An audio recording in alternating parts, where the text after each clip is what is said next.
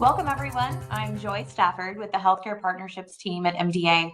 Thank you for joining us today for the MDA Industry Update webinar, The Evolving Therapeutic Landscape for Becker Muscular Dystrophy, an update part 1. And thank you for all you do for MDA and the neuromuscular community. MDA's clinical industry update webinars are programs which provide an opportunity for the medical community to receive information and updates impacting care and treatment directly from pharmaceutical, biotechnology, and medical equipment companies. These webinars are just a part of MDA's medical education resources. We encourage you to visit the medical education pages of mda.org. You will find resources such as considerations for care case studies, recorded grand round webinars, research grants, and so much more. At the end of this webinar, you will receive a survey link. Please take the time to complete this short survey so your voice is heard, and you can help us create more impactful programming for the future events. Now, I would like to turn it over to John Wing from Edgewise Therapeutics for today's webinar. Hi, thank you, Joy. Thank you everyone for joining us today. Again, my name is John Wing. I'm the head of medical affairs at Edgewise Therapeutics, and we're happy to bring you this industry update. As mentioned, the title of today's talk is The Evolving Therapeutic Landscape for Becker Muscular Dystrophy, an Update.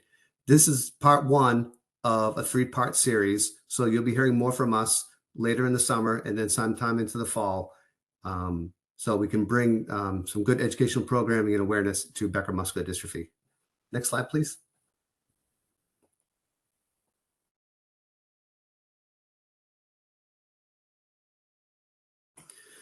So for a program overview, as most of you might know, Becker Muscular Dystrophy, or BMD, is a serious dystrophinopathy. Declining function can begin at different ages, but once it begins, Becker patients are on an irreversible path to losing muscle and then consequently losing function. So to bring awareness to this disease to the community, we will discuss the following today with our panelists. The clinical course and natural history of Becker Muscular Dystrophy. We'll look at define the disease, the pathophysiology, and clinical consequences. Then we'll follow up with the patient advocate who will tell us about his personal experience of living with Becker muscular dystrophy. And then to close, we'll look at the emerging clinical trial landscape. And I think we should ask ourselves this question as a community: are we ready? What's next? What's available for patients with Becker muscular dystrophy coming up? Next slide, please.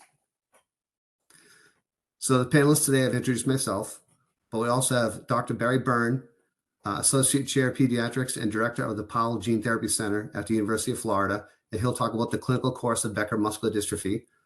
We'll have Nevin Steiner, a patient advocate, telling us about his story as he's living with Becker muscular dystrophy. And then to close it out, we'll have Joanne Donovan, Chief Medical Officer of Edgewise, and she'll talk about the opportunities for the Becker community. So next slide, and I'll hand it off to Barry. Thank you.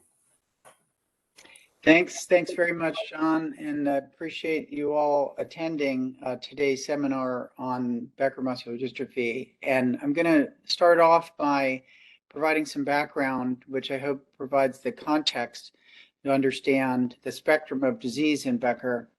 To begin, just to understand the causative mutations that lead to Becker muscular dystrophy in the dystrophin gene, which is shared with those mutations in type with Duchenne muscular dystrophy. You can see the large transcript of the dystrophin gene in the top panel from unaffected individuals leads to a full-length dystrophin protein. In Duchenne muscular dystrophy, either mutations that are caused by frame shift or stop codons lead to truncation of the protein and very little, if any, dystrophin production other than that's what's made through revertant fibers. But in Becker muscular dystrophy, shown in the bottom panel, these mutations or changes in the gene are in frame and therefore allow some of the protein to be made, but with diminished functional. This helps us to understand the global prevalence of Becker dystrophy at about 1.6 per 100,000 people. That translates to about 5,000 affected individuals in the US. The next slide. What are the consequences then of those mutations? Certainly, if we think about the mutation severity, leading to a spectrum of disease, there's a very close relationship between Becker and Duchenne muscular dystrophy, because they are both in this family of conditions known as dystrophinopathies. And on the left side, when there is an unaffected level of functional dystrophin, there are no clinical findings.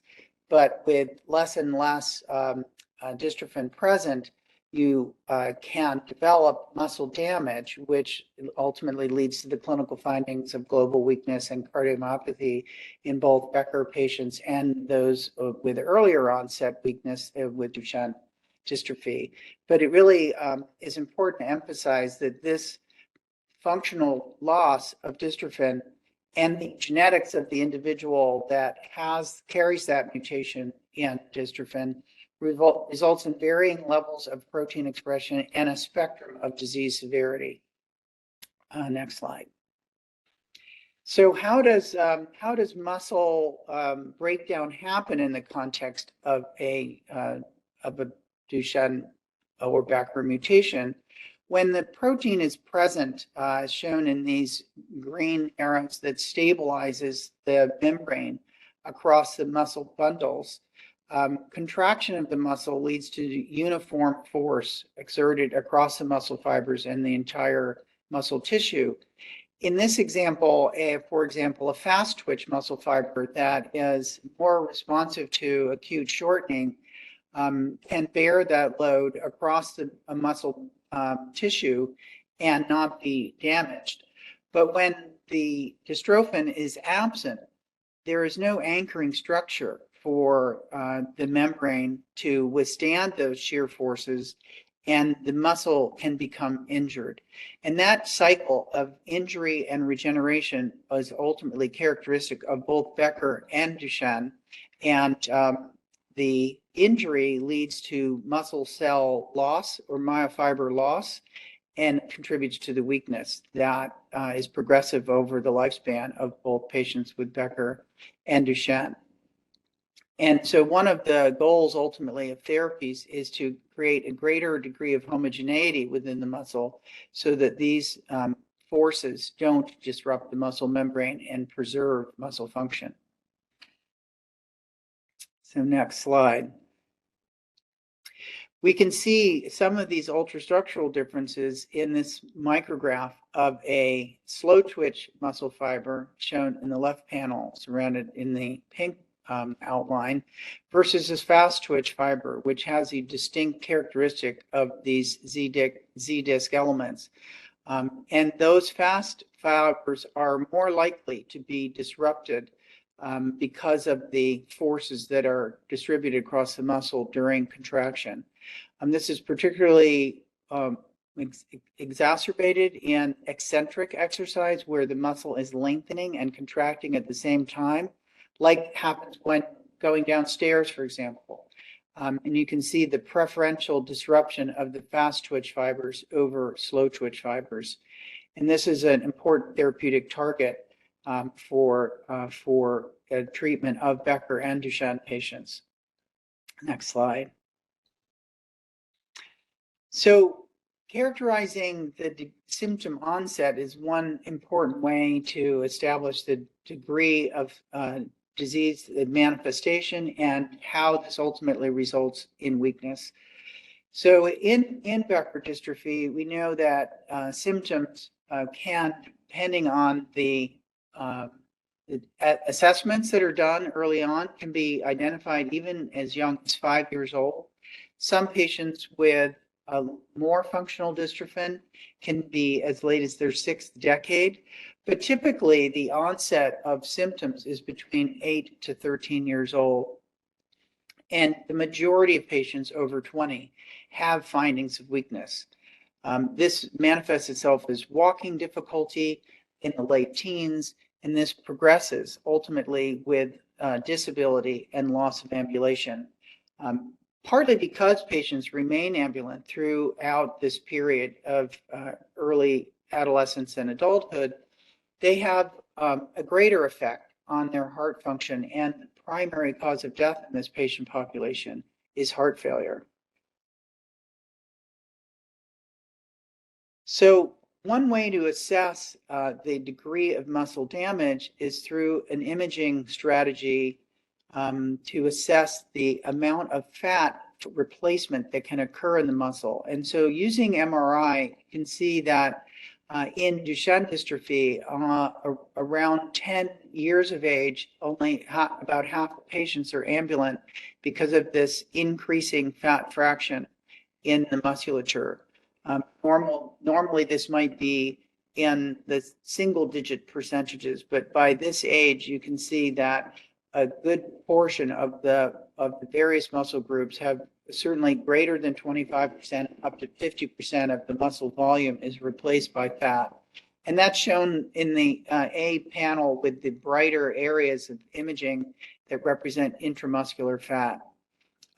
In Becker dystrophy, you can see that by age 41, even in an ambulant patient, there's also a significant portion of the muscle is replaced by fat.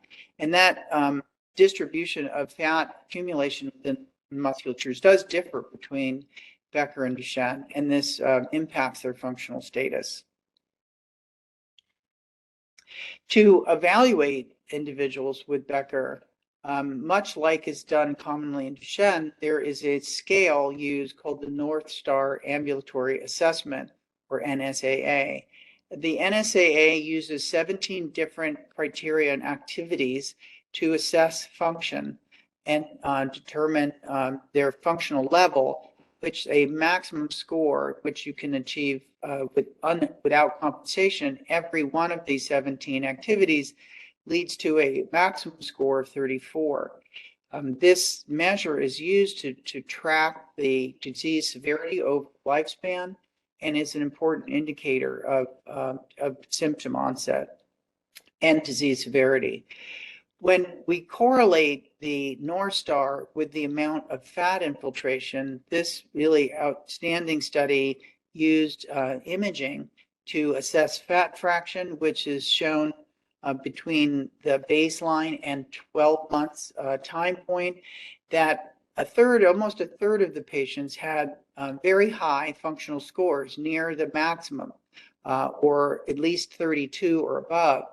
They had the lowest amount of fatty replacement, but as fat infiltration increases, you can see that there is a diminished North Star score, and this on average declined by 1.2 points annually over a 5-year period that was assessed in this study.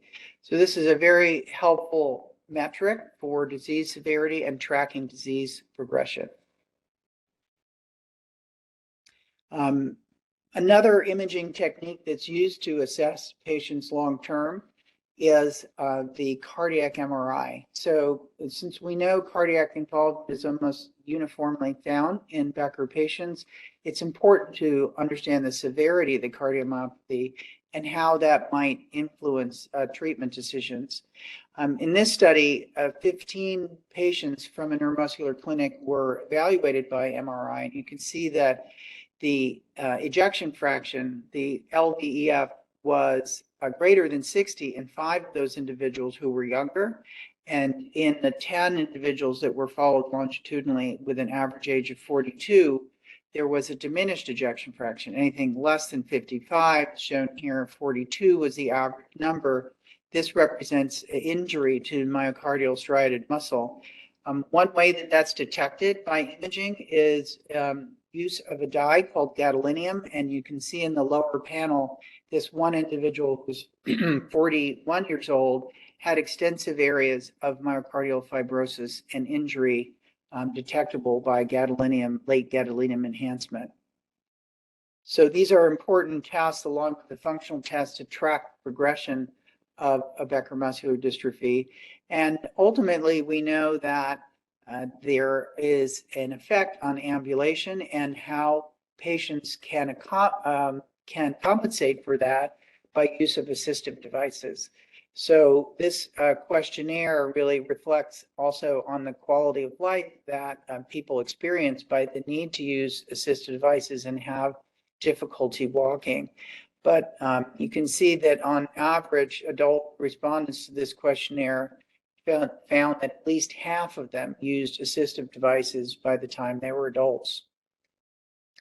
So if we go on to the next slide, how do we use these findings and others to understand the disease severity? And one self-reported outcome is related to pain. And you can see this mapping of pain points that either in control subjects were very limited, common orthopedic pain points, knees, ankles, shoulders. But in Becker muscular dystrophy, you can see there was diffuse pain over a wide area and in the majority of patients with Becker dystrophy. And this diffuse pain certainly impacts quality of life. And the next slide gives us the opportunity now to just talk to hear from Nevin Steiner about his journey with Becker muscular dystrophy. Thank you, Barry. So I'm going to tell you about my journey with Becker muscular dystrophy.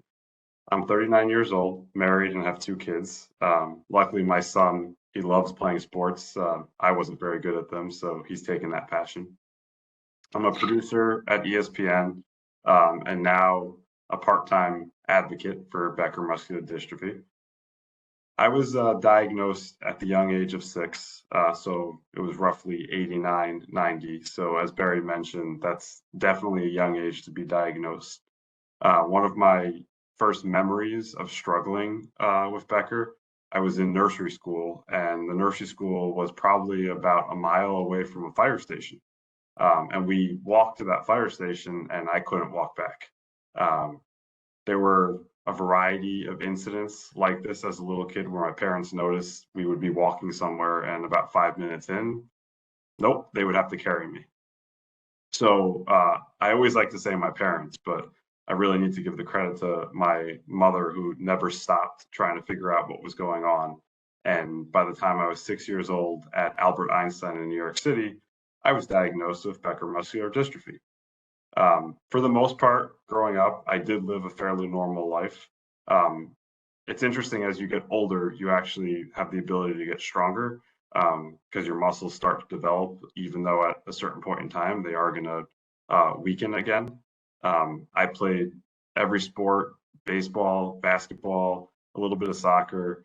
I wasn't allowed to play hockey. I think that's the reason why my 7-year-old son is an ice hockey player. I even somehow managed to make it to the varsity tennis team in high school.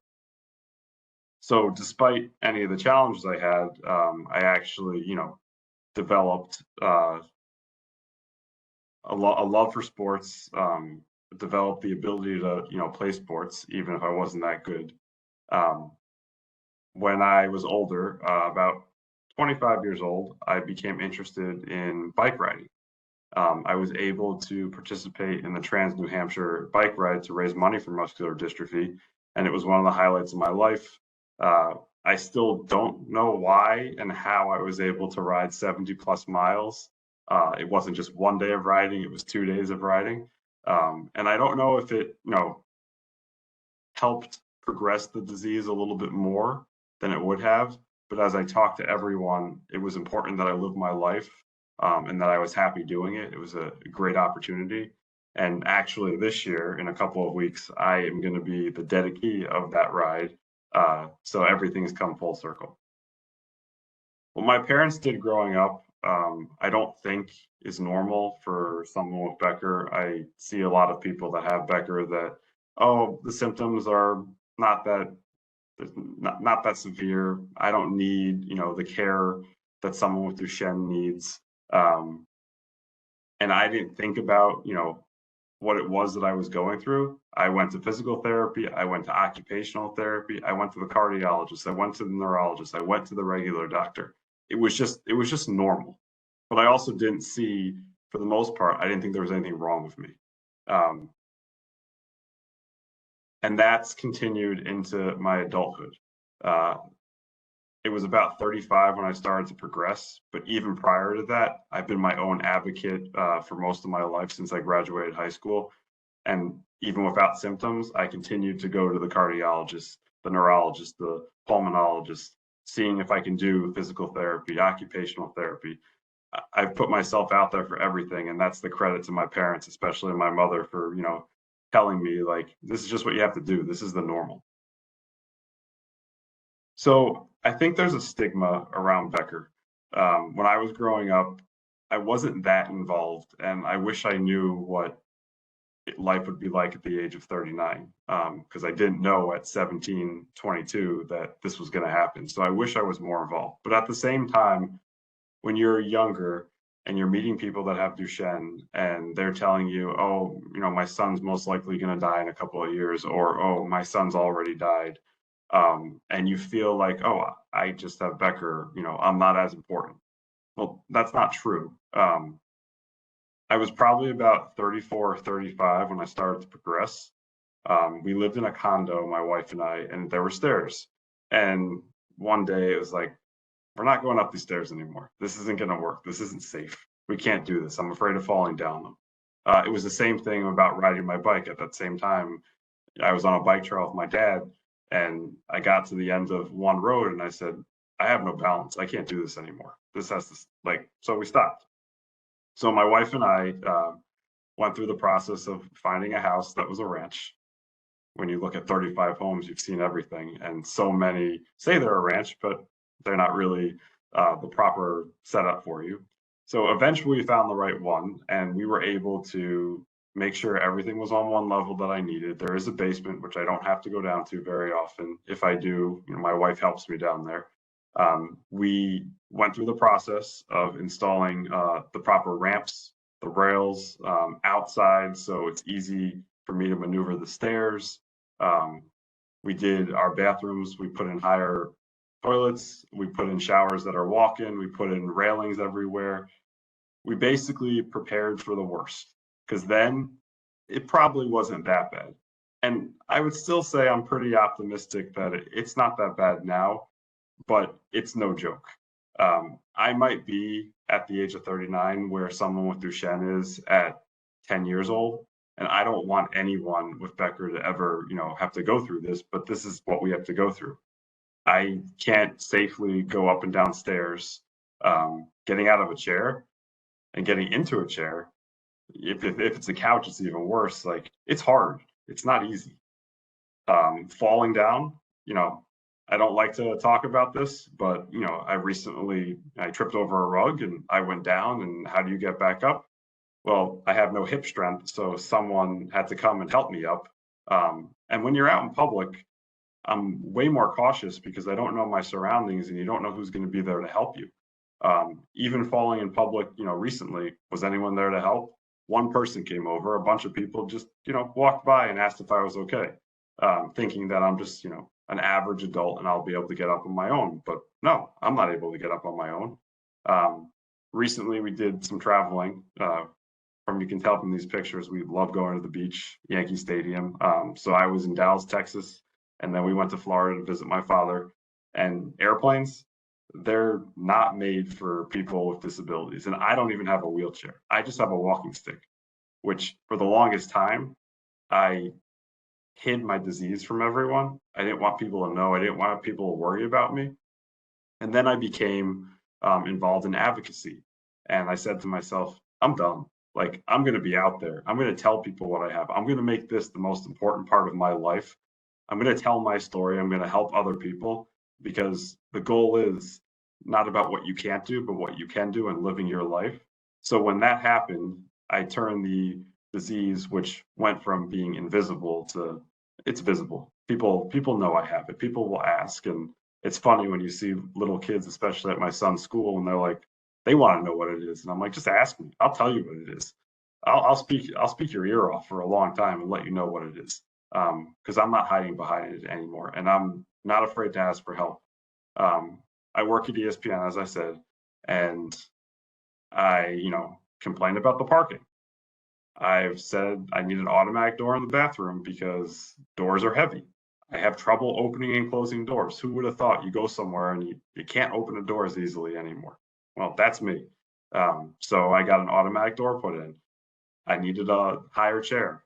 I got a higher chair. So they were able to accommodate me. One of the things that also happened is I don't walk in the parking lot by myself. I don't carry anything. So people that I work with, they know they're going to come out and they're going to help me carry my stuff into the office and make sure that I don't fall. Because if I fall, especially I work at night because sports happen at night and I need to cut the highlights. So if I fall, I don't want to be alone, especially in the dark. Because think about, you fall in your own house. Okay, you're going to get up. You're going to find the couch where you can get up.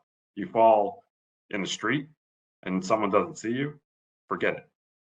So along with my walking stick, I'm also going to get a scooter because going long distance, why be stressed out when I can be more relaxed, sitting down and not worry about someone running me over?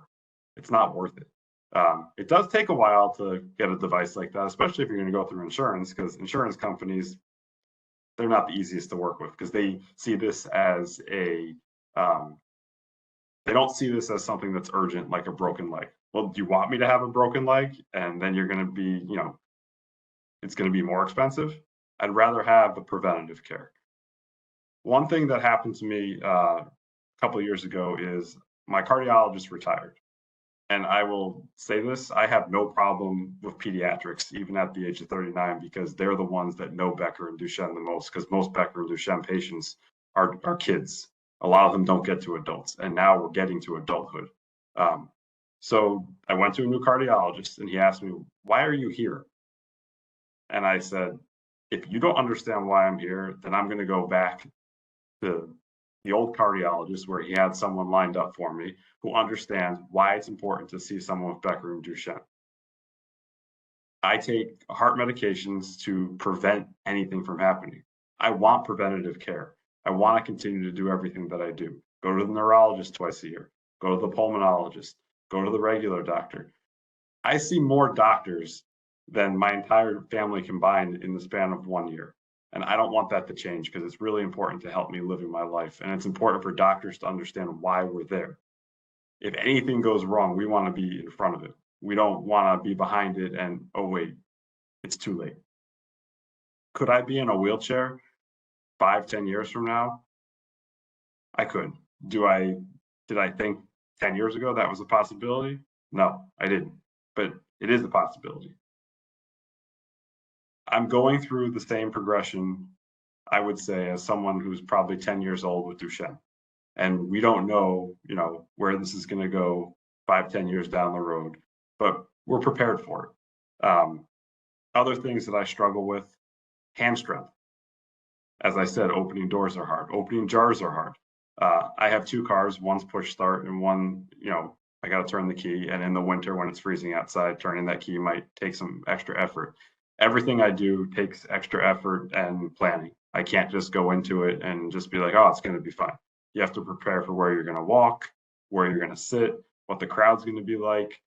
So the mental toll that something like this can have on you can sometimes be more extreme than the physical toll, because the preparing, the worrying about what other people are going to think, even though it doesn't matter what they think, you always have to be, 10 steps ahead. What I want for Becker patients, and there's not a lot of them that I know, and I want more of them to come out and get the care that they need and be open about their disease. I want to make sure that people are able to live their lives, and the drugs that Edgewise are coming up with are definitely things that are going to help us do that.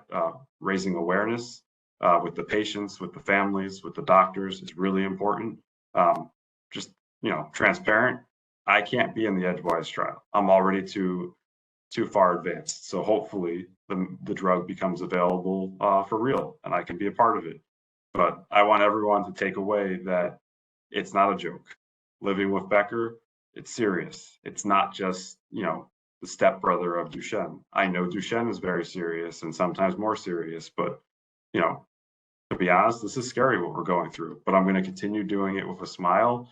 And my goal is to be there for my family as long as possible. And that's the goal for everyone else. Now I'm going to turn it over to Joanne. Okay. Thank you, Nevin. That it is so important for providers to hear from people who are living it. And because that's something that in the office, you don't hear the whole story. So it's really, it's very much appreciated. I'm just going to sum up very briefly that this is what you heard, that Becker is serious. And we see that contraction-induced injury is a key aspect of that. And we heard about some of the things that are most important in terms of maintaining skeletal muscle function, mobility, and independence, as well as healthy heart is incredibly important. And there's a lot of challenges out there, and we're trying to work to improve that. I'm not going to talk to you today about the trial that we have. It's Canyon, a phase 2 study of EDG 5506, but to say there are multiple opportunities in Becker now in the United States. This wasn't the case a couple of years ago. We're going to go into more detail on this with the subsequent webinars. But there's 4 trials enrolling, 2 natural history studies, which is critically important to be able to design best and to compare data from active treatment. The GRASP study, looking at endpoints at a number of academic centers. Imaging DMD, looking at MRI at a couple of centers as well, both very important studies. And additionally, vamorolone, which is a steroid with less side effects, is also at a single site looking to enroll patients. And Canyon is enrolling at about 14 sites over the US and Europe right now. So you'll hear more about those. And we want to extend the conversation. Happy to answer questions if there are questions in the chat for us all. Thank you.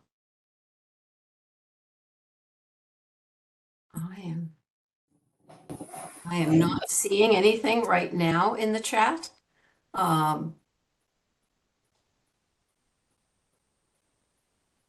You can find us all. You can actually contact us at Edgewise through studies at edgewisetx.com. And we'd be happy to answer more, but it was great. I appreciate Dr. Byrne in going over the natural history of the disease. So, okay. Thank you, everybody. Have a great day. Thank you. Bye.